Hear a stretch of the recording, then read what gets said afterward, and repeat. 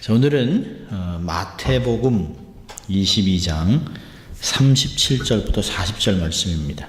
마태복음 22장 37절부터 40절 말씀입니다.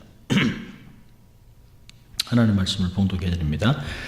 예수께서 가라사대 내 마음을 다하고 목숨을 다하고 뜻을 다하여 주 너의 하나님을 사랑하라 하셨으니 이것이 크고 첫째되는 계명이요 둘째는 그와 같으니 내 이웃을 내 몸과 같이 사랑하라 하셨으니 이 두 계명인 온 율법과 선지자의 강령이니라. 아멘. 오늘은 최선을 다하라 라고 하는 제목으로 말씀을 나누려고 합니다. 우리가 읽은 하나님의 말씀은 주님의 가르침의 핵심을 가르쳐주는 말이죠. 주님이 우리에게 가장 큰 계명이라고 얘기하는 모든 계명을 총 정리해서 요약을 딱 하면 두 가지로 떨어지는 거죠. 하나님을 사랑하고 이웃을 사랑하는 그것이 십자가의 삶입니다. 마음을 다하고 뜻을 다해서 주 너의 하나님을 사랑하고 내 이웃을 내 몸과 같이 사랑하라. 사랑을 구체적으로 표현하는 것이 바로 섬김입니다. 마음을 다해서 최선을 다하고 목숨을 걸고 최선을 다해 섬기는 것이에요. 저는 오늘 이 계명 이런 것들을 나누기보다는 정말 하나님 우리에게 요구하는 최선의 삶, 우리가 이제까지 하나님이 우리에게 요구하시는 믿음의 기본기, 신앙의 기본기를 우리 10번을 들었는데요. 이 전체가 그냥 지나가는 것이 아니라 그 모든 것들을 최선을 다해서 하는 것이에요. 요즘 사실 최선이라는 말이 잘못 사용되는 경향이 있습니다. 일이 잘못되면 사람들이 가끔 그래요. 최선을 다했는데 결과가 안 좋습니다. 죄송합니다. 가끔은 사실은 적당히 얼버무릴 때 최선이라는 말을 사용할 때가 있어요. 최선을 다 해보겠지만 안 되면 제 책임은 아니죠 라고 하는 뉘앙스가 있습니다. 그런 꿍꿍이의 속에 있는 것이 담겨져 있어요. 그렇다면 최선이 아닐 때가 꽤 많다는 것이에요. 이게 정말 베스트일까? 이거 정말 최선일까? 우리가 스스로 질문해보는 거죠. 나는 정말 하나님을 최선을 다해서 섬기고 있는가? 내가 정말 마음을 다하고 뜻을 다하고 목숨을 다하고 정말 내 삶을 다해 모든 것을 다 들여서 하나님을 섬기고 있는가?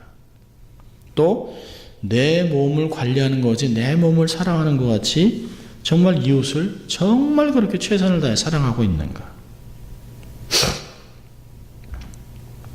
스스로 질문을 하면서 최선이 아닐 때가 참 많았다 하는 생각을 합니다. 어떤 면에서는 몇 가지를 해놓고 이 정도는 내가 할 수 있는 것, 그러나 최선이라고 그러기는 조금 미안한 이런 것들이 우리 안에 스스로 또 제 안에 있었던 것을 발견합니다. 지미 카터 대통령이 쓴 자서전 중에 Why Not the Best라는 책이 있어요. 왜 최선이 아니었는가? 이런 책인데요. 카터 대통령이 해군 중위로 있을 때 당시 핵 잠수함이 시작됐어요. 그래서 젊고 장래가 촉망되는 정말 해군의 엘리트 장교들이 다 몰렸습니다. 그것이 이제 진급의 길입니다. 전쟁이 일어나면 육사생들이 졸업하면서 제일 100% 자원하는 것이 전쟁터입니다. 나라를 사랑하는 것도 있지만 그게 진급의 최우선 길이에요. 그래서 엘리트군 누구건에 웨스트 포인트에 100% 아프가니스탄으로 또 전쟁터로 가기를 원합니다. 또 이 핵잠수함이 됐을 때 새로운 잠수함이나 새로운 구축함이 됐을 때 해군들은 또 공군들은 새로운 전투기가 발명됐을 때 또 이렇게 시작될 때 거기에 다 사람들이 대거 몰립니다. 카터 대통령도 이제 핵잠수함에 타기 위해서 지원을 했어요. 사령관이 정말 똑똑하다고 하는 해군 출신들을 장교들을 면접합니다. 사령관은 카터 중에 가장 자신 있는 과목을 선택하면 무엇이냐, 또 잘할 수 있는 것들이 뭐냐, 그리고 관련된 걸 막 질문을 하겠다고 했습니다. 사령관이 질문을 퍼부니까 자신 있게 대답할 수 없을 정도로 해박한 사령관이었습니다. 잔뜩 주눅이 들어있는 카터 대통령에게 사령관은 이렇게 물었습니다. 자네는 해군 사관학교에서 몇 등을 했나? 자기는 이제 탑 10이었기 때문에 자신있게 전 상위권에 들었습니다. 근데 아무 감동도 받지 않아요. 근데 다시 질문합니다. 그것이 자네의 최선이었는가? 그러니까 카터는 잠시 생각을 해서 아니요, 사실은 더 잘할 수 있었습니다. 그러자 사령관이 큰 소리로 카터에게 Why not the best? 자네는 왜 최선을 다하지 않았는가? 더 잘할 수 있었다면 자네는 최선을 하지 않았네. 카터는 결정적인 순간 이 질문을 받고 이 말을 듣고 마음에 이 말을 평생 새겼습니다. 하나님 우리 앞에 설 때 우리에게 내가 정말 최선을 다했느냐? 목회를 최선을 다했느냐? 가정에서 남편으로 최선을 다했느냐? 내가 부른 거에 대해서 최선을 다했느냐고 물어본다면 하나님 우리에게 Why not the best? 왜 최선을 다하지 않았느냐라고 질문을 하신다면 정말 어떻게 대답할지 모르겠어요. 만약에 하나님이요, 네가 신학교 어디 나왔냐, 몇 등을 했냐 이러면 막 대답할 수 있습니다. 몇 년을 했느냐 다 대답할 수 있지만 네가 정말 최선을 다했냐? 그럼 머뭇거려집니다. 정말 목회를 최선을 다했나? 어떤 때는 정말 하기 싫을 때도 있어요. 너무 목회를 하기 싫은, 너무 설교가 힘이 드는, 너무 설교 준비하면서 내 삶에서 막 내가 먼저 은혜 받고 내가 먼저 마음에 막 감동이 와야 되는데 그 감동을 충분히 경험하지 못한 상태에서 강단에 설 때 정말 죽을 맛입니다. 나는 은혜 받고 나는 깊이 경험하지 못하고 내가 충분히 맛을 보지 못한 말씀을 마치 그런 양 교인들이 은혜 받기를 원하면서 전화한다는 게 얼마나 이중적이겠어요. 참 목회자가 설교하는 것도 어렵지만 또 그렇게 살아가는 것도 굉장히 어렵습니다. 교인들에게 이렇게 사세요, 이렇게 해야 됩니다라고 하지만 가정에서나 직장에서나 사회에서 이렇게 볼 때 그렇게 살지 못했던 모습들을 보면서 정말 최선을 다하지 못한다는 생각을 하게 됩니다. 우리가 몇 번 삶을 산다면 연습 자꾸 해보고 잘할 수 있을 것 같아요. 근데 이게 인생에 딱 한 번밖에 못 살잖아요. 우리가 늘 그럽니다. 최선의 삶을 살아야 됩니다. 사실 말로만 하는 것이 아니라 모든 걸 다 동원해서 예수님이 오늘 말씀하시는 것이에요. 마음을 다하고 목숨을 다하고 뜻을 다하고 너의 하나님을 사랑하라.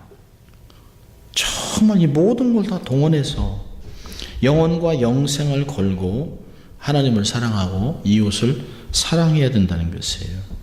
우리 이 명령 앞에 정직하게 대답해야 합니다. 계시록 2장 10절에 보니까 내가 죽도록 충성하라. 그리하면 내가 내 생명의 면류관을 내게 주리라. 이 말을 바꿔서 이렇게 생각을 해보면 정말 죽도록 충성한 자에게만 생명의 면류관을 주는 것이에요. 적당히 살아가고 적당히 포장하고 적당히 사역하고 적당히 삶을 살아가고 적당히 관계했던 사람에게 면류관이 주어질까요? 아닙니다. 우리는 말씀을 너무 쉽게 아멘 하고 받아들이고 참 좋다라고 받아들이고 우리가 줄도 긋고 제 성경에도 빨간색, 파란색, 하이라이터 옆에 긋기도 하고 막 지저분하게 막 써놓습니다. 근데 이게 어떤 때는 마치 지식으로만 남아있을 수 있는, 정말 내 마음에 정말 이게 막 새겨서 막 인도로 지져가지고 탁 이게 막 마크가 남을 정도 이런 것들은 아니에요. 성경은 얘기해서 주 너의 하나님을 섬기라. 너의 주인이신 하나님을 종의 자세로 섬기라는 것이에요. 말씀에 토를 달지 말고 순종하고 어떤 상황에서도 우리가 정말 자랑할 것은 건물이나 건강이나 시스템이나 재물이 아니에요. 주의 은혜로 최선의 삶을 살아가는 것이에요. 그렇다면 우리는 어떻게 해야 최선의 삶을 살 수 있을까? 라고 하는 생각들을 해보려고 합니다. 자, 어떻게 해야 최선의 삶을 살 수 있을까요? 첫째로는 목표를 정확하게 높이 세우는 것이에요. 사람은 목표가 정확해야 합니다. 우리가 삶에 우리 젊은이들을 보면 요즘은 목표가 정말 없습니다. 1세들은 정말 살아야겠다라고 하는 강박한, 그러니까 간절한 마음들이 있어요. 어떻게든지 살아야 되는. 그리고 영어도 안 되고 새로운 문화이기 때문에 적응하기 위해서 정말 어떻게 얼마나 힘들는지 몰라요. 그래서 오랫동안 살다 보니까 한국 사람인데 한국 가면 한국 사람이 아니고 또 여기 있으면 백인들하고는 다르고 완전히 다른 코리안 아메리칸의 삶을 살아갑니다. 그러면서도 어떻게든지 성공해야 된다. 아메리칸 드림을 이루어야 된다. 킹덤 드림을 이루어야 된다고 하지만 여기서 태어난 아이들을 보면 꿈도 없는 것 같아요. 영어 편하게 하죠. 여기가 자기 나라죠. 저희 아이들도 보면 뭐 하고 되고 싶냐 그러면 그냥 그렇게 그러니까 가끔 저놈들이 도대체 어디다 생각을 두고 있나. 그러니까 마치 표정이요. 아빠 빵을 굽든 햄버거를 굽든 뭐라도 먹고 사는데 이런 표정입니다. 목표가 없어요. 목표가 없으니까 방향성이 없어요. 목표가 없으니까 자기 훈련을 안 해요. 목표가 없으니까 단련을 안 하려고 합니다. 그러니까 목표가 없는 삶의 특징은 방향성이 없고 그리고 자기를 개발하려고 하지 않습니다. 또 목표도요, 정확해야 되지만 높아야 합니다. 내가 그냥 평상시에 하는 건 목표가 아니죠. 어떤 사람이 저한테 그러더라고요. 젊은이가. 저는 한 삼시세끼 먹고 사는 게 목표입니다. 아니, 그게 무슨 목표예요, 그건? 그거 다 이룰 수 있는 거지, 그건. 뭐라 하면 삼시세끼를 못 먹어요? 다 먹죠. 목표는 클리어해야 되지만 높아야 합니다. 커야 돼요. 그래야 그것을 이루기 위해서 내가 최선의 삶을 삽니다. 우리가 어릴 때 be ambitious in Christ, 그리스도 안에서 야망을 가져라 이렇게 얘기를 했어요. 그러니까 목표도 크지도 않고 높지도 않은 사람들은 최선을 안 합니다. 최선하지 않아도 됩니다. 빈둥빈둥해요. 게을러요. 기도하며 세운 목표가 너무 높아서 감당하기 어렵다고 느껴질 때 그때 사람들이 전능하신 하나님께 무릎을 꿇는 거예요. 하나님, 도저히 제가 감당할 수 없습니다. 근데 하나님은 우리에게 정말 어마어마한 그 비전들을 주세요. 성경의 구약에서부터 신약까지 하나님이 부르신 사람들의 특징들을 보면 아주 평범한 사람들이에요. 그렇지만 평범하지만 자기의 삶에서 최선을 다하던 사람들입니다. 그 사람들에게 하나님의 일을 맡기세요. 근데 이게 너무 큰 거예요. 나는 어린아이라 말을 하지 못합니다. 하나님이 입술에 말을 담아주고 할 수 있도록 도와주는 걸 볼 수 있어요. 정말 하나님 앞에 무릎을 꿇고 그분의 도움과 능력을 간구하면 그것이 기적으로 나타납니다. 목표를 성취하는 복을 경험할 수 있어요. 하나님이 약한 자를 들어 강한 자를 부끄럽게 하신다는 말씀을 피부로 느끼게 됩니다. 홍해를 건너고 반석 위에 세우시고 수많은 인생의 거침돌을 지나 목적지까지 이르게 해요. 현대 성도들의 문제는 뭘까요? 너무 편안하게, 너무 안일하게 신앙생활을 하는 것 때문에 기적을 경험하지 못하는 것이에요. 어르신들이 늘 그러잖아요. 많이 배우지 못하고 많이 그 실력들은 없었지만 부족하지만 하나님께 매달리는 건 할 수 있었다는 거예요. 우리가 할 수 있는 일은 너무 가난한 나라였기 때문에, 너무 힘들었기 때문에, 너무 배우지 못했기 때문에 하나님 도와주세요라고 부르짖는 일이 당신의 일이었다고 얘기를 합니다. 근데 우리가 그렇게 살아야 되잖아요. 그렇게 부르짖고 너는 내게 부르짖자 그럼 내가 내게 알지 못하는 크고 비밀을 알려주겠다라고 한 그 비밀들을 우리의 선조들은 경험을 했어요. 그 기적들을 정말 삶에서 많이 경험하셨어요. 그러니까 정말 80대, 90대는 정말 대단한 사역자들이 많았었습니다. 이제 많이 돌아가셨습니다만은. 근데 우리는 공부도 많이 했어요. 세상을 많이 경험하고 발전도 하고 많은 걸 했지만 그렇게까지 간절함이 없다는 거예요. 우리 목회자들도 마찬가지예요. 공부도 많이 하고 사실 저희 스승들보다 저희들이 훨씬 공부 많이 했죠. 훨씬 더 좋은 책들도 많이 보죠. 그런데 그분들 같이 한 자랑은 없습니다.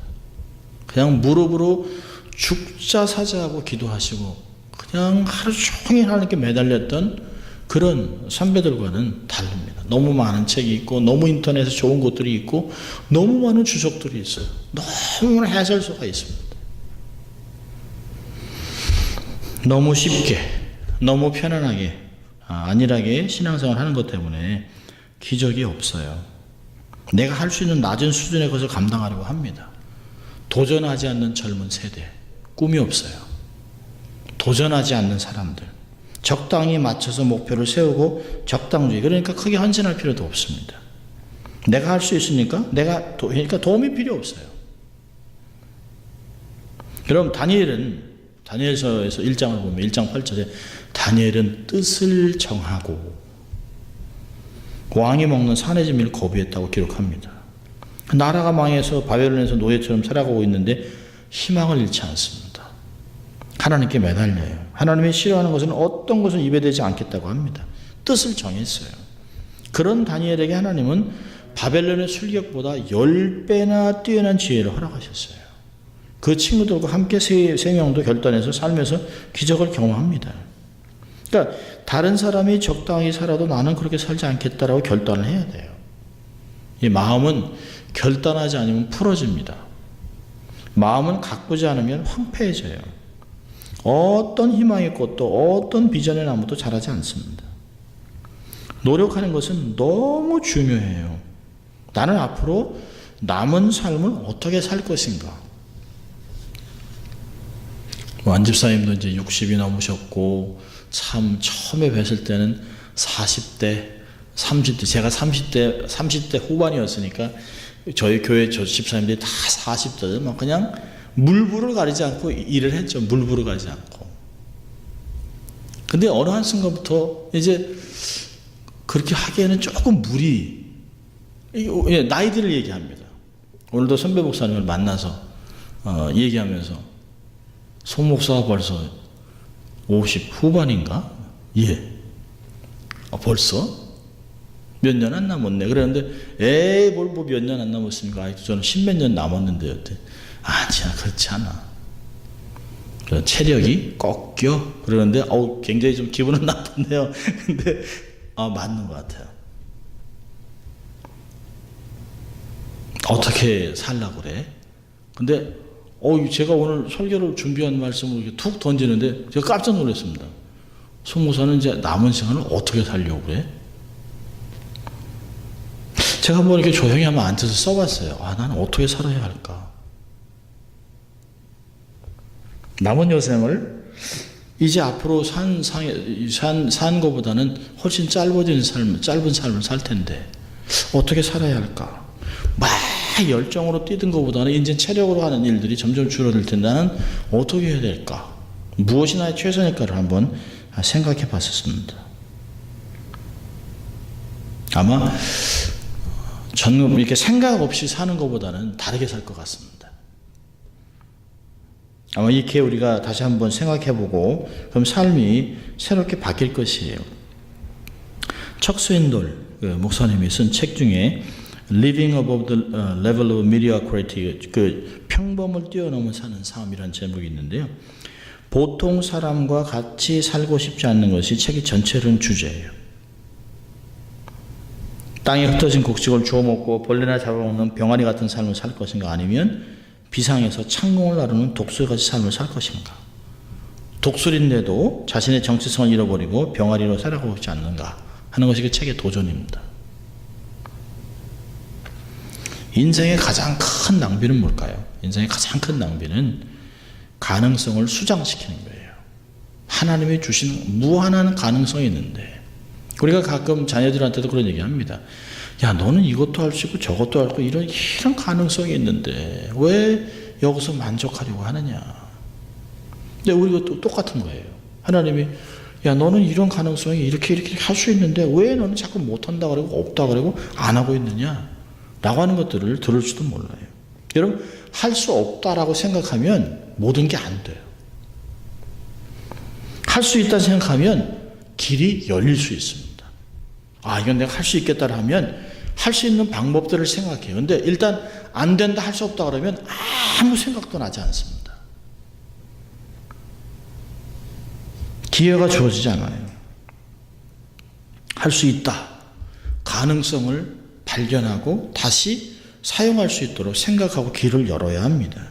그러면 불가능했던 것이 가능해질 수 있어요. 목표를 낮게 잡으면 안 돼요. 너무 시간이 남고 게으름이 찾아옵니다. 목표를 높게 잡고 살아보면 시간, 재능, 물질이 모자라서 벅차게 뛰어다니다 보면 어느 한순간에 하고 왔는데 정상에 올라가 있다는 거예요. 높이 세우십시오. 신앙의 목표는 뭔가?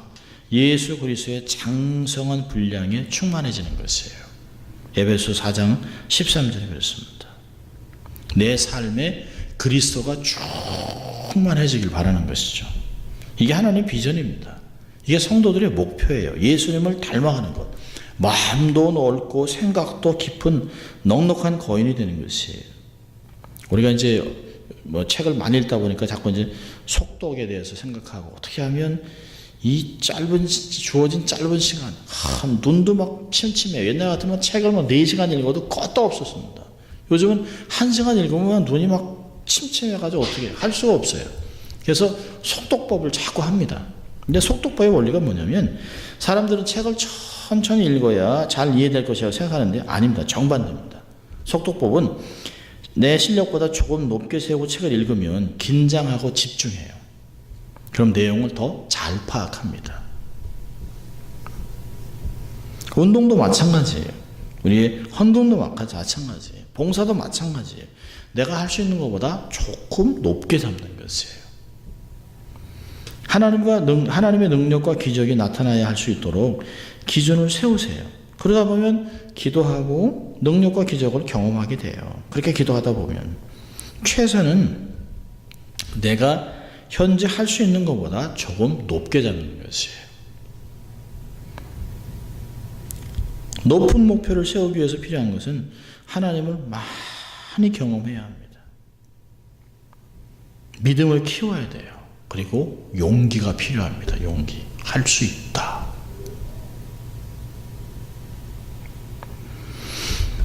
자, 두 번째로 최선을 다하기 위해서는 어떻게 될까요? 첫째는 목표를 아주 정확히 높이 세워야 되고요. 둘째로는 작은 일에 충성해야 됩니다. 작은 일에 충성해야 돼요. 괴테는 이렇게 했어요. 눈은 멀게, 발걸음은 땅에 견고하게. 멀리 보되 발은 땅에 대고 살라는 거예요. 이 참 재밌는 오래전에 읽었던 그 예화인데요. 어느 마을에 3사람이 빵집을 차렸습니다. 그리고 이름을 곰곰이 생각하고 지어서 간판을 세우고 이제 캐치프레이즈를 걸었습니다. 맛있어 보이는 윈도우에 맛있는 빵의 사진과 함께 글들을 탁 실어놨어요. 첫째 빵집 이름이 우리나라에서 제일 맛있는 빵집. 둘째 빵집의 이름은 세계에서 제일 맛있는 빵집. 셋째 빵집의 이름은 우리 동네에서 제일 맛있는 빵집. 어느 빵집이 제일 맛있겠을까요? 사람들은 뻥을 원하는 게 아니죠. 사람들은 빵을 사 먹기 원하는 거죠. 동네에서 제일 맛있는 거. 누가 세계에서 제일 맛있는 빵집 그걸 가겠어요. 꿈은 좋은데 작은 일을 시시하게 여기면 큰일 납니다. 작은 일을 무시하는 사람 절대 하지 못합니다. 저희 아버님이 오래전에 이제 모셨던 그 회사에 중역이 계세요. 참 돈도 많으신 분인데 저희 아버님하고 이렇게 걷다가 그때가 아마 을지로인가 어디 가시다가 저희 아버님한테 쓱 지나가는데 잠깐 근데 저기 길에 돈 떨어졌다 그러더라는 거예요. 이렇게 보니까 10원 근데 그거 주스라는 거죠. 저희 아버님 이 돈 많은 영감이 근데 주시니까 이렇게 취임해가지고 이렇게 해가지고 이게 다 돈이야. 적은 돈을 함부로 여기는 사람은 절대 돈이 안 붙어. 이렇게 얘기하셨다는 거예요. 그러면서 그분이 저희 아버님한테 그런 얘기를 하실 때 아버님이 이래서 이 사람이 돈을 모으는구나 하는 생각을 했다는 거죠. 10전, 10원, 1전, 5전, 쿼터 이렇게 함부로 여기는 사람들은, 작은 것을 함부로 여기는 사람들은 큰 걸 관리를 못한다는 것이에요. 안 모인다는 것이에요. 사실 작은 일에 충성하는 사람, 하나님 말씀에서 작은 일을 무시하는 자가 누구냐. 스가랴 4장 10절은 얘기합니다. 작은 일을 무시하는 자가 누구냐. 이게 작다고 함부로 여기는 자가 누구냐. 주의 일이 어떻게 작냐는 것이에요. 주님도 작은 일에 충성하라고 권면하셨어요.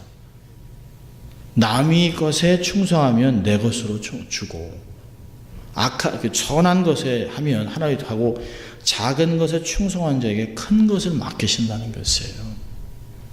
작은 일에 충성하지 않는 자에게 누가 큰 일을 맡기냐. 사람들은 작은 일은 원하지 않습니다. 다 큰 일 해보고 싶은 거죠. 근데 큰 일 하는 사람들의 특징들에 다 보면 다 작은 일로 시작했어요. 천리길도 한 걸음으로 시작하는 것이죠. 큰 기업인들도 시작은 작았습니다. 새우잠을 자면서 고래 꿈을 꾼 거죠. 정말 힘들어지만 이 상황에서 내가 정말 한번 잘해보겠다, 이렇게 한 사람들이에요. 우리가 삼성 세금 떼먹고 부자들 갑질하고 대한항공 이렇게 하지만 그들이 노력한 것을 보면 대단한 것들이에요. 참 그냥 된 것은 없습니다. 다 힘들게 어렵게 창고에서 잠을 자면서 하루에 20시간씩 일을 하고 그랬던 사람들이에요. 지금 3세들이야 좀 누리지만 1세들은 정말 무섭게 일했던 사람들입니다. 정말 작은 것. 그러면서 하나둘씩 목숨 걸고 최선을 다하다가 하나둘씩 확장되면서 성공의 가도를 달리게 된 것입니다. 시작은 작지만 점점 확장되는 것이죠. 작은 것을 무시하는 사람은 절대로 큰 것을 맡을 수가 없어요. 나에게 주어진 하루하루를 의미 있게 살아야 합니다. 어리석은 사람은 큰 일을 할 수 없어 못하고 작은 일은 시시해서 못합니다. 위대한 사람은 할 수 있는 작은 일을 지금 합니다. 그 책 중에 우리는 사소한 일에 목숨을 건다, 아주 재미있는 책이에요. 이런 책이 있나 하면서도 제목이 참 맞다 하는 생각이 있습니다. 여기에 작은 일, 작은 약속, 자녀 양육, 물 주는 것, 하찮아 보이는 것에 목숨을 다해 감당해야 된다는 것이에요. 그런 일을 통해서 사람을 얻고 열매를 따고 큰 일이 주어졌다고 고백합니다. 시시한 일을 통해서 하나님은 큰 일을 이루세요. 기적을 베푸세요. 작은 일에 충성하는 여러분 될 수 있길 바랍니다. 세 번째로 마지막으로 어떻게 하면 최선을 다할 수 있을까요? 주님의 능력을 간구하는 것이에요. 나의 최선은 무엇일까? 1930년대 미국에서 대공황으로 온 나라가 어려움을 겪을 때 시골에 많은 사람들이 직업을 얻기 위해 도시로 몰려들었습니다. 직업을 얻기는 하늘의 별 따기. 그래서 이제 시골의 켄터키에서 올라온 그 아주 작은 소녀가 운이 좋게 방직 공장에 취직을 했어요. 또래 많은 여자들이 일을 부지런히 하고 있었습니다. 직업반장으로부터 일을 배우기 시작했습니다. 직업반장이 친절하게 일을 가르치면서 너는 처음 하는 일이 쉽지 않을 거다. 일이 생기면 바로 내게 오도록 해라. 바로 내게. 근데 열심히 돈 벌기 위해서 이제 일을 하는데 잘 안 돼서 일이 꼬이기 시작했습니다.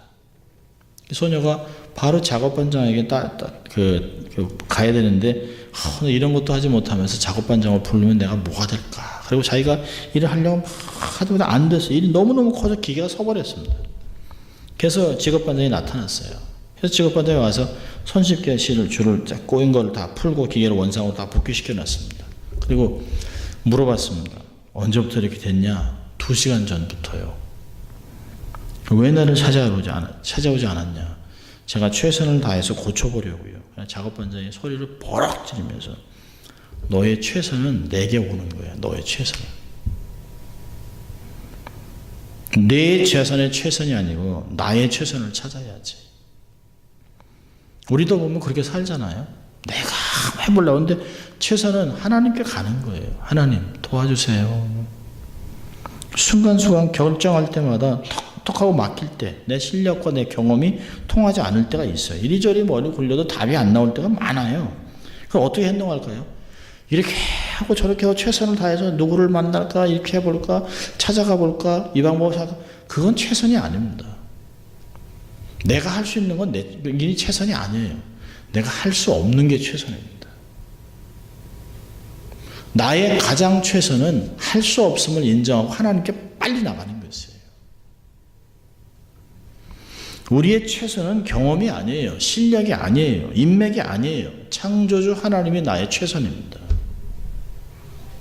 우리의 능력은 한계가 있어요. 내가 진정 강해질 수 있는 것은 주님의 은혜 속에서만 강해질 수 있다고 성경은 얘기합니다.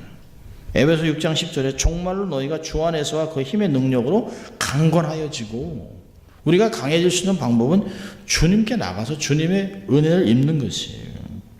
은혜 안에서 강해지는 것이에요. 크리스천이 진정으로 강해지는 비결은 주 안에 거할 때, 주님께 구할 때입니다. 날마다 피곤한 자에게 능력을 주시고 무능한 자에게 힘을 더하시는 그 하나님, 그 하나님을 만나는 게 우리의 최선입니다. 최선입니다. 우리는 어느 때부터인가 물어보는데 조금 힘들어지기 시작했습니다. 이런 거 갖고 하나님께, 이런 거 그냥 내가 한번 풀어보지. 아니요. 실타리는 한번 꼬이기 시작하면 내 힘으로는 못 풀어요. 인생의 실타리는 내가 푸는 게 아니에요. 관계 속의 실타리는 아무리 삼자 대면을 하고 내가 생각을 해봐서 내 얘기가 왜 이렇게 오해가 됐나 이렇게 해서 풀어지는 게 아닙니다. 하나님, 그 사람한테 알려주세요. 또 내 생각을 잘못된 것을 알려주세요. 해서 하나님이 개입하셔야 일이 너무 순식간에 편해요. 우리는 스스로 정말 하나님 앞에 나가는 것들을 자꾸 잊어버릴 때가 있습니다. 내가 이만큼 컸는데, 내가 이 정도인데, 이 정도는 내가 풀어야지. 아니요. 진짜 성숙함은 빨리 주님에게 나가는 것이에요. 그러니까 우리의 신앙의 성숙함은 얼만큼 하나님과 가까이 있는가, 얼마나 하나님께 물어보고 그분께 도움을 구하는가 있습니다. 시편 29편 10편에서는 여호와께서 자기 백성에게 힘을 주시며 여호와께서 자기 백성에게 평강의 복을 주시리로다. 꾸짖지 않습니다. 야고보서 1장 5절에서도 구하는 자에게 꾸짖지 않습니다. 넘치게 주세요. 그 꾸짖지 않고 후하게 주신 하나님께 간구해야 됩니다. 우리가 최선의 삶을 살아야 되지 않겠어요? 최선은 우리의 힘이 아닙니다. 최선의 삶을 사는 것. 이제까지 신앙의 기본기를 다 알았다면 그 기본기를 최선을 다해서 하는 것이에요. 내가 이제까지 살아온 곳에 조금 더 목표를 정확하게, 이제 남은 생애를 돌아보면서 여기 불필요한 것들은 정리할 건 정리하고 방향을 여러 다방면에게 집중해서 포커스를 하면, 작은 것이라도 돋보기를 대서 포커스를 하면 불이 나잖아요. 그래서 정확하게 클리어하게 디렉션을 정하고 목표를 높게 잡는 것이에요. 그래서 훈련도 하고 노력도 하고 땀도 흘려보고 힘들어보고 눈물도 흘려보는 것입니다. 그러면서 익숙해지는 것이에요. 그리고 하나님 앞에 작은 일에 충성하는 것이에요. 큰 것을 원한다면 지금 작은 것. 비행기가 작은 나사 하나 안 조인 것 때문에 떨어집니다. 제 친구 중에서 이제 해군 구축함에서 항공모함에서 비행기를 고치다가 은퇴하고 이제 항공사에서 일을 하는데요. 자기가 있으면서 처음부터 훈련 배울 때 작은 거 나사 정확하게 확실하게 안 조이면 비행기가 날면서 흔들리면서 풀린답니다. 요만한 거 하나. 한 번은 파리가 이렇게 껴서 있어 이게 요만큼 떨어졌는데 그것 때문에 비행기가 시동이 안 걸리더라는 거예요. 자기는 너무 놀랐답니다. 작은 것이, 그래서 그 많은 수만 가지를 두들겨보고 소리 보고 조이고 해서 그걸로 오케이를 해서 비행기가 뜨는 것이에요. 작은 일을 귀하게 여겨야 됩니다. 작은 일을 충성되게 감당해야 돼요. 그리고 내 힘이 아닌 하나님께 도움을 구해야 합니다. 그것이 하나님이 우리의 최선입니다. 하나님만이 우리의 삶을 최고의 삶으로 만들어 주실 수 있어요. 우리의 신앙을 견고하게, 또 날개를 달아서 비상하게 할 수 있는 힘을 주시는 분이 바로 하나님입니다. 자기 백성에게 힘을 주시는 여호와. 하나님 앞에 정말 세상에서 첫날보다 하나님의 궁정에 하루 있는 게 너무 귀하다라고 하는 말이 얼마나 귀한 말인지 몰라요. 하나님과 동행하는, 그래서 최선의 삶을 살아가는 여러분 될 수 있기를 주의 이름으로 축원합니다. 기도하겠습니다. 하나님 감사합니다. 오늘도 수요일 저희를 예배자로 초청해 주시고 어떻게 이제까지 배운 말씀들을 잘 적용해서 최선의 삶을 살아갈지 저희들에게 도전하신 주님 감사합니다. 이 말씀을 가지고 하나님 앞에 귀한 삶을 살아가는 저희들 될 수 있도록 하나님 축복하여 주시옵소서. 감사하고 예수님 이름으로 기도합니다. 아멘.